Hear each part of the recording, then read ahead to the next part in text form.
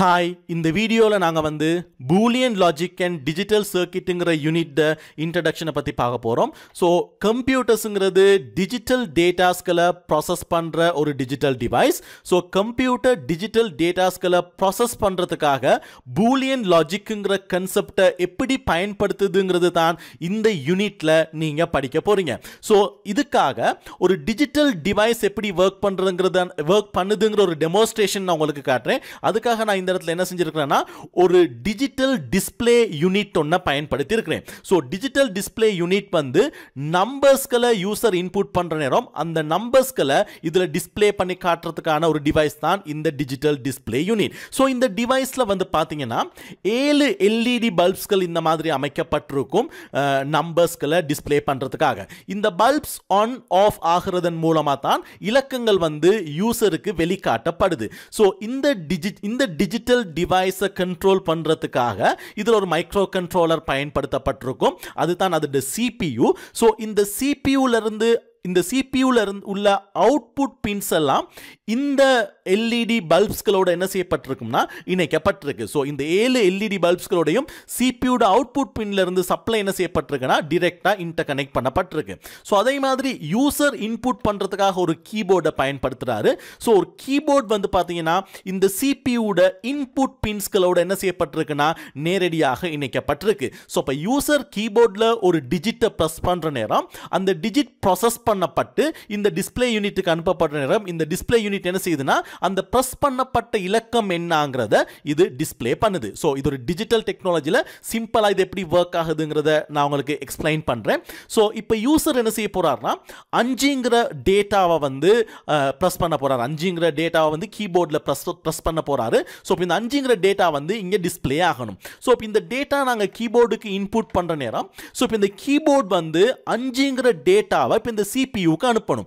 5ங்கற டேட்டாவை நேரடியா இந்த வயர்கள் மூலமா அனுப்ப முடியாது. சோ அதுக்காக கீபோர்ட் என்ன செய்யும்னா இந்த டேட்டாவை எலக்ட்ரிக்கல் சிக்னல்ஸா கன்வெர்ட் பண்றதுக்காக இது பைனரி வடிவத்துக்கு கன்வெர்ட் பண்ணும். சோ இப்ப 5 நாங்க பைனரிக்கு மாத்தணுமா இருந்தா 00000101. சோ ஏன் இந்த பைனரிக்கு இது கன்வெர்ட் பண்ணப்படுதுன்னா இந்த பைனரி ஃபார்முக்கான எலக்ட்ரிக்கல் சிக்னல்ஸ்கள் ஜெனரேட் பண்றது வந்து ரொம்ப இலகுவா இருக்கும். சோ இதன்படி ஜீரோஸ்களுக்காக லோ வோல்டேஜையும் 1களுக்காக ஹை வோல்டேஜையும் இந்த கீபோர்ட் ஜெனரேட் பண்ணும். அப்ப ஜெனரேட் பண்ற நேரம் இந்த 2 1க்கு மட்டும் ஹை வோல்டேஜ் வந்து ஜெனரேட் ஆகும். மத்ததெல்லாம் லோ வோல்டேஜ் அப்படினா 0 வோல்டேஜ் அப்படிங்கற வோல்டேஜ் வந்து என்ன செய்யப்படுதுன்னா CPU-வை நோக்கி அனுப்பப்படுது. சோ அப்ப இந்த CPU-க்கு இன்புட் சிக்னல்ஸ்கள் வந்து எலக்ட்ரிசிட்டி பல்ஸா இந்த CPU நோக்கி வர நேரம் இப்போ இந்த CPU என்ன செய்யும்னா இந்த இன்புட் எலக்ட்ரிசிட்டி பல்ஸை ப்ராசஸ் பண்ணும்.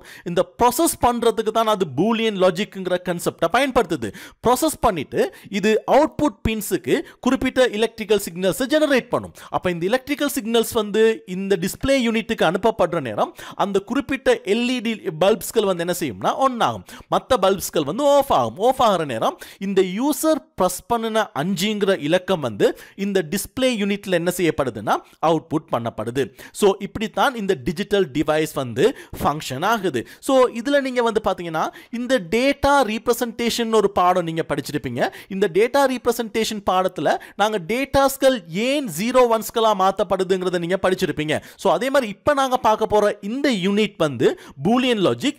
இந்த பூலியன் லாஜிக்ல நாங்க என்ன பார்க்க போறோம்னா இந்த CPU இன்புட் சிக்னல்ஸ்களை எடுத்துட்டு எப்படி இது அவுட்புட் சிக்னல்ஸ்களை ஜெனரேட் பண்ணுது. சோ அதுக்குள்ளால என்ன மாதிரியான ஒரு கான்செப்ட் பயன்படுத்தப்படுதுங்கிறது தான் நாங்க பூலியன் லாஜிக்ங்கிற இந்த யூனிட்ல வந்து நாங்க டீடைலா பார்க்க போறோம். அப்ப நீங்க CPU ஒண்ணு நீங்க எடுத்து பாத்தீங்களா இருந்தா இப்ப CPU-வை நாங்க மேல் பகுதியை ரிமூவ் பண்ணிட்டு நாங்க அதை ரிமூவ் பண்ணி டீடைலா உள்ளுக்கு போனோம்னா நாங்க இந்த இடத்துல வந்து பாத்தீங்கன்னா லட்சக்கணக்கில் சர்க்கிட்ஸ்களை நாங்க அவதானிக்கலாம்.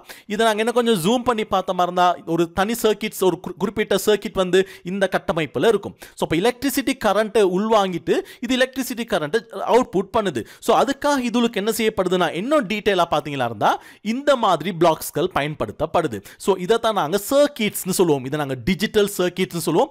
இந்த டிஜிட்டல் சர்க்கிட்ஸ்கள் வந்து குறிப்பிட்ட இன்புட்ஸ்களை இதில் வாங்கி ஒரு குறிப்பிட்ட லாஜிக்கை அப்ளை பண்ணி அதுக்கு சூட்டபிளான அவுட்புட்ஸ் என்ன செய்யும்னா ஜெனரேட் பண்ணும். ஸோ இந்த டிஜிட்டல் சர்க்கிட்ஸ்கள் ஒர்க் பண்ணுறதுக்காகத்தான் பூலியன் லாஜிக்ங்கிற கன்செப்ட் வந்து கம்ப்யூட்டரில் பயன்படுத்தப்படுது. ஸோ இந்த யூனிட் முடிகிற நேரம் நீங்கள் நல்லா அண்டர்ஸ்டாண்ட் ஒன்று எடுத்துக்கிடுவீங்க எப்படி CPU வந்து ஃபங்க்ஷன் ஆகுதுன்ட்டு.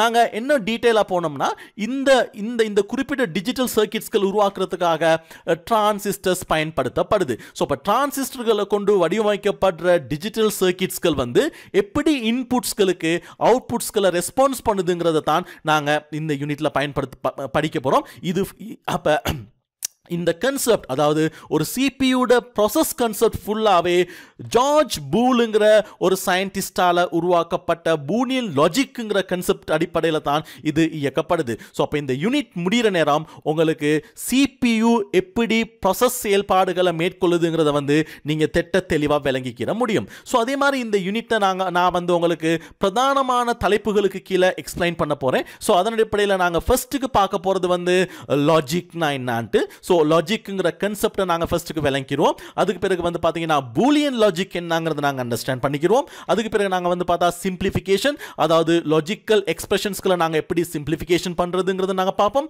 அதுக்கு பிறகு வந்து பார்த்தோம்னா டிஜிட்டல் சர்க்கிட்ஸ்கள் என்ன, எப்படி டிஜிட்டல் சர்க்கிட்ஸ்கள் உருவாக்கப்படுதுங்கிறத நாங்கள் பார்ப்போம். அதுக்கு பிறகு வந்து பார்த்தீங்கன்னா கம்பினேஷனல் சர்க்கிட்ஸ், டிஜிட்டல் சர்க்கிட்ஸில் 2 வெரைட்டியான சர்க்கிட்ஸ் இருக்கு. ஒன்று கம்பினேஷனல் சர்க்கிட்ஸ். அப்போ கம்பினேஷனல் சர்க்கிட்ஸ் எப்படி ஃபங்க்ஷன் ஆகுதுங்கிறத நாங்கள் பார்ப்போம். அதுக்கு பிறகு வந்து பார்த்தீங்கன்னா சீக்வென்ஷியல் சர்க்கிட்ஸ் எப்படி ஃபங்க்ஷன் ஆகுதுங்கிறத நாங்க பார்ப்போம். சோ இந்த 6 சப் டாபிக்ஸ்க்கு கீழே பூலியன் லாஜிக் அண்ட் டிஜிட்டல் சர்க்கிட்ங்கிற யூனிட்டை நான் உங்களுக்கு எக்ஸ்பிளைன் பண்ண போறேன். இதுக்கு பிறகு வர வீடியோகளை இதுகளை டீட்டெயிலாக நாங்க வந்து பார்ப்போம். தேங்க்யூ.